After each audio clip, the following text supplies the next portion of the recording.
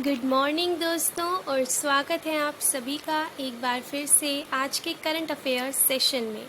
तो चलिए दोस्तों, शुरुआत करते हैं आज के करंट अफेयर्स की। यदि कड़ी मेहनत आपका हथियार है तो सफलता आपकी गुलाम हो जाएगी। जी बिल्कुल, यदि आप बहुत ही शिद्दत से, बहुत ही लगन से मेहनत कर रहे हैं, जिस भी कार्य को आप पूरा करना चाहते हैं, जिस भी गोल को आप अचीव करना चाहते हैं, उसके लिए आप दिन रात मेहनत कर रहे हैं, दिन रात अपना खून पसीना एक कर रहे हैं, तो सफलता आपकी गुलाम होकर ही रहेगी। वो एक ना एक दिन आपको ज़रूर मिलेगी। तो घबराइए मत और लगे रहिए, आगे बढ़ते रहिए अपने सफलता के इस रास्ते पर। देखिए, हर दिन आप कुछ नया सीखते हैं, तो जान लीजिए कि हर दिन आप अपनी सफलता की ओर भी पास आते जा रहे हैं। तो चलिए दोस्तों, शुरुआत करते हैं आज की करंट अफेयर्स की। Sirisha Bandla is the second Indian born women to fly to space. देखिए, जो सिरीशा बांडला हैं, ये दूसरे नंबर की भारतीय बोर्न महिला बन चुकी हैं, जो कि स्पेस में क्या करेंगी, फ्लाई करेंगी, कल्पना चावला के बाद। जी, बहुत ही प्राउड की बात है हम सभी इंडियंस के लिए। Sirisha Bandla, of Indian origin, is said to become the second Indian-born woman to fly into space after Kalpana Chawla.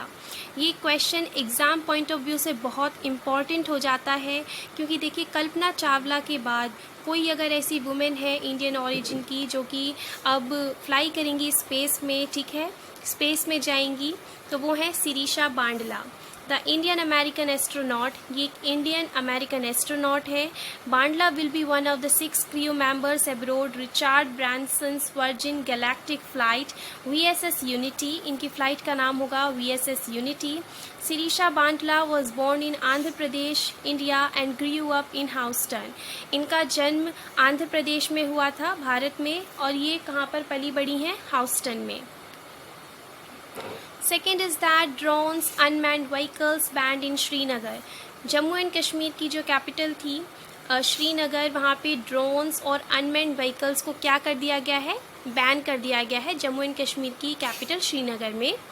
The Jammu and Kashmir authorities have decided to ban the possession, sale, transport, storage and use of drones or any other unmanned vehicles in Srinagar.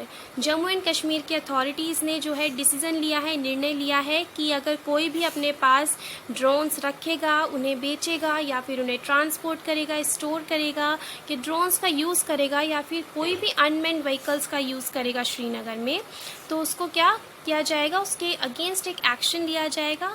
And in सारी चीज़ों को ban कर दिया गया है, whatever is related to the unmanned vehicles. The move comes after a week 2 personnel of Indian Air Force were injured in twin drone driven blasts at an Air Force base in Jammu. अब ये कदम उठाया गया है। हाल ही में हम सभी जानते हैं कि अभी एक खबर आई थी कि जम्मू एंड कश्मीर में जो इंडियन एयर फोर्स का स्टेशन है, वहाँ पर दो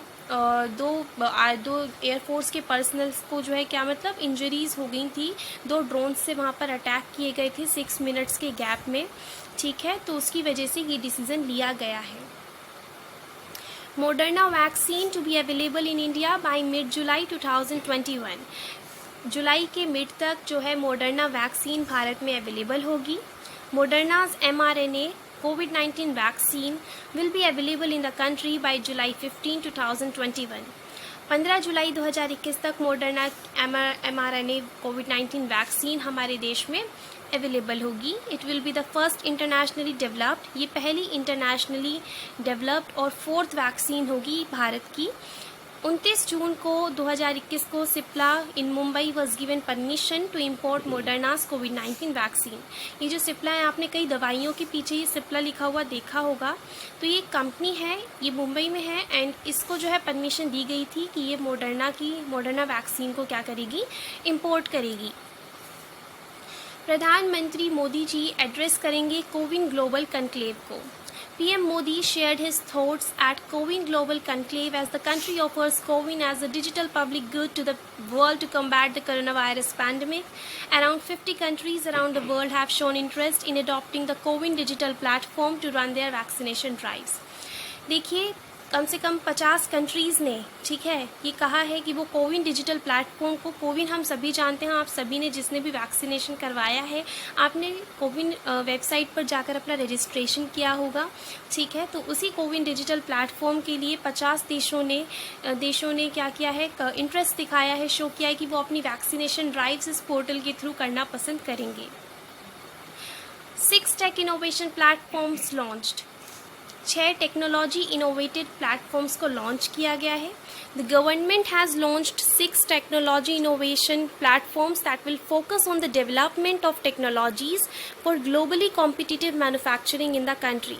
जो हमारी सरकार है उसने 6 टेक्नोलॉजी इनोवेटिव प्लेटफॉर्म्स को लॉन्च किया है जो कि टेक्नोलॉजीज़ के डेवलपमेंट पर क्या करेगा, फोकस करेगा for globally competitive manufacturing in the country.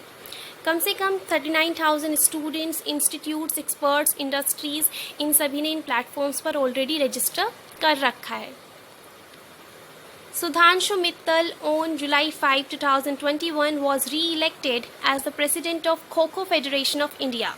Bharat की जो खो-खो फेडरेशन ऑफ इंडिया है उसके जो प्रेसिडेंट हैं सुधांशु मित्तल, उन्हें दोबारा से री-इलेक्ट कर लिया गया है 5 जुलाई 2021 को। एग्ज़ाम पॉइंट ऑफ व्यू से बहुत ही इंपॉर्टेंट है, आप सभी याद रखिएगा। देखिए एफकेट जैसे एग्ज़ाम्स में पूछ लिया जाता है कि सुधांशु मित्तल कौन से गेम से या फिर किस फील्ड से एसोसिएटेड हैं, तो स्पोर्ट्स की फील्ड से एसोसिएटेड हैं, कौन से गेम से, खो खो से एसोसिएटेड है, ठीक है। And it was done during the annual general meeting that was held on July 5 to elect the office bearers of Kho-Kho Federation of India for 2021-2025, ठीक है। तो ये इनका कार्यकाल होगा 2021 से 2025 तक का। किनका? सुधांशु मित्तल जी का ये प्रेसिडेंट हैं, किसके? खो-खो फेडरेशन ऑफ इंडिया के। आज कल बनाए गए हैं, ठीक है, कल थी ना 5 तारीख, तो कल बनाए गए हैं। राजेश टंडन, फॉर्मर जज Uttarakhand high court Nainital, as the returning officer announce the results. ये जो राजेश टंडन जी हैं जो कि उत्तराखंड हाई कोर्ट नैनीताल के फॉर्मर जज रह चुके हैं, ठीक है, एंड अभी रिटर्निंग ऑफिसर हैं, इन्होंने इन रिजल्ट्स को अनाउंस किया कि सुधांशु मित्तल जो हैं वो री इलेक्ट किए जाते हैं as the president of the Kho-Kho Federation of India. Among other office bearers of Kho-Kho Federation of India for 2021-2025, Mahendra Singh Tyagi has been elected as General Secretary and Surendra Kumar Bhutiani as Treasurer, ठीक है। और जो बाकी के members office bearers को choose किया गया है 2021 से 2025 तक के कार्यकाल तक के लिए, तो महेंद्र सिंह त्यागी को इलेक्ट किया गया है एज जनरल सेक्रेटरी, और जो सुरेंद्र कुमार भूतियानी है इनको एज अ ट्रेजरर इलेक्ट किया गया है। तो मोस्ट इंपॉर्टेंट यही है कि Sudhanshu Mittal Kho-Kho Federation of India के प्रेसिडेंट चुन लिए गए हैं दोबारा से। The ISRO on July 2, 2021 gave its note to the Parliamentary Standing Committee on Education to provide technical assistance for the satellite TV classrooms in the country. The decision will further help in bridging the learning gap due to the COVID-19 induced lockdown. ISRO scientists on July 2, 2021 had appeared before the Parliamentary Standing Committee and had made a detailed presentation about the proposed satellite TV classroom for students. Meanwhile, the scientists from ISRO emphasized that the organization is ready to provide satellite rights to the state to start the satellite TV classrooms, but asked if the states will be willing to use the technology. The Parliamentary Standing Committee on Education explored the satellite TV classrooms that will be able to broadcast school-based educational programs. देखिए basically क्या हुआ है कि हमारी जो इसरो है, Indian Space Research organisation, उसने 2 जुलाई 2021 को अपनी हामी भर दी है पार्लियामेंट्री स्टैंडिंग कमेटी के सामने, किस चीज़ को लेकर कि जो एजुकेशन है वो प्रोवाइड की जाएगी technical assistance for the satellite TV classrooms in the country. मतलब हमारे देश में सैटेलाइट टीवी क्लासरूम्स की मदद से जो है बच्चों तक क्या पहुंचाई जाएगी, एजुकेशन पहुंचाई जाएगी। हम सभी जानते हैं कि हम सभी कोविड-19 जैसी महामारी से गुजर रहे हैं, एंड जिसके चलते हम बच्चों को स्कूल में नहीं लेकर आ सकते, उन्हें पढ़ने के लिए नहीं बुला सकते। क्यों? क्योंकि सोशल डिस्टेंसिंग को मेंटेन करना बहुत ज़रूरी है, ठीक है। तो इसरो एक बहुत ही अच्छा आइडिया लेकर आई है। इसरो के साइंटिस्ट्स ने कहा है पार्लियामेंट्री स्टैंडिंग कमेटी के सामने ये भी कहा है, एक डिटेल्ड प्रेजेंटेशन दी है कि किस तरीके से सैटेलाइट टीवी क्लासरूम जो है ये स्टूडेंट्स के लिए काम करेगा, ठीक है, किस तरीके से वर्क करेगा। जो साइंटिस्ट्स हैं इसरो के, उन्होंने एम्फसाइज़ किया है कि जो ऑर्गेनाइजेशन है वो तैयार है सैटेलाइट राइट्स स्टेट्स को देने के लिए, ताकि सैटेलाइट टीवी क्लासरूम्स को शुरू किया जा सके। लेकिन इन्होंने ये पूछा है कि क्या स्टेट्स भी उतने विलिंग हैं इस टेक्नोलॉजी को यूज़ करने के लिए। सो बेसिकली ये बहुत ही अच्छा इंपॉर्टेंट क्वेश्चन है कि अगर आप किसी को कोई बेनिफिट दे रहे हैं तो सामने वाला क्या बेनिफिट लेने के लिए तैयार है कि नहीं। बिल्कुल, तो ये न्यूज़ भी बहुत ज़्यादा इम्पॉर्टेंट हो जाती है, क्योंकि आपके बैंकिंग एग्ज़ाम्स में भी पूछा जा सकता है कि इसरो ने क्या इनिशिएटिव लिया है ताकि बच्चों तक एजुकेशन को पहुंचाया जा सके। तो आप कह सकते हैं सैटेलाइट टीवी क्लासरूम्स हमारे पूरे देश में अवेलेबल हो, ताकि हर बच्चा एजुकेशन पा सके इस महामारी के दौरान भी। तो ये initiative Indian Space Research Organisation का है। So friends, next news is from the category of India. That is, the first news is that Jammu and Kashmir authorities in Srinagar district ban storage, sale, possession, use and transport of unmanned aerial vehicles UAVs. तो Jammu and Kashmir में ये news हम अभी already cover कर चुके हैं। इसमें यही है कि श्रीनगर में storage, sale, possession, use and transport जो है अनमैन्ड एरियल व्हीकल्स का क्या कर दिया गया है, बैन कर दिया गया है। यानी कि हम वहाँ पे ड्रोन्स वगैरह यूज़ नहीं कर सकते। ठीक है। Government set up 2 more central drug laboratories for COVID vaccine testing at National Center for Cell Science NCCS Pune and National Institute of Animal Biotechnology NIAB Hyderabad in addition to Central Drugs Laboratory at Kasoli।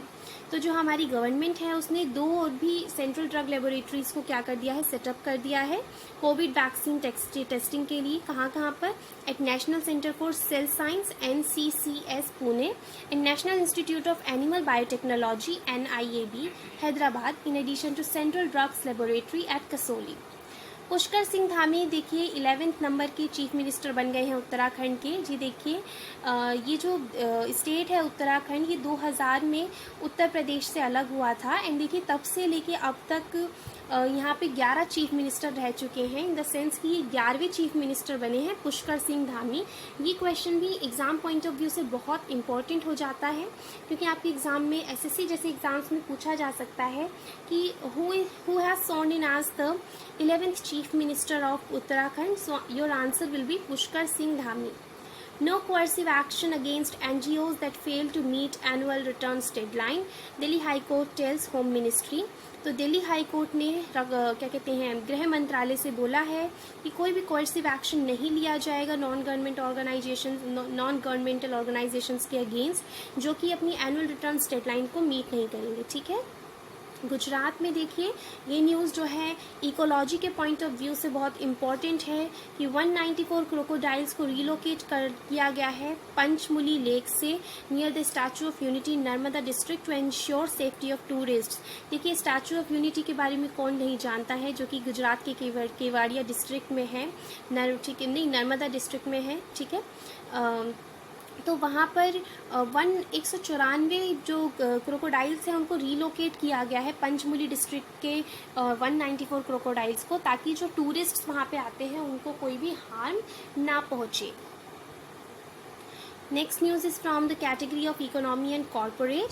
India का coal production decline होता है, गिर रहा है 2.02% to 716.084 million tons MT in 2020-21। Chhattisgarh top state with 158.409 MT million tons. Okay, तो Chhattisgarh top पर है जिसका कोल प्रोडक्शन जो है वो डिक्लाइन हुआ है। ठीक है। Next news is from the category of world. Philippines 45 killed in crash of military C-130 Hercules transport plane. देखिए यहाँ पे 45 लोगों की जान जा चुकी है। फिलीपींस में एक क्रैश हुआ है मिलिट्री के C-130 हरक्यूल्स ट्रांसपोर्ट प्लेन का। ठीक है।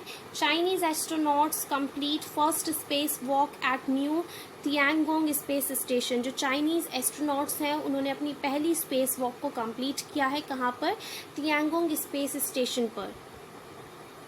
Now next news is from the category of sports. Armenia's Levon Aronian wins gold money Asian rapid online chess title. जो अर्मेनिया के लेवोन एरोनियन हैं उन्होंने कौन सा खिताब जीता है? Goldmoney Asian rapid online chess title जीता है. चाइना के Hou Yifan wins FightChess.com Women's Speed Chess Championship.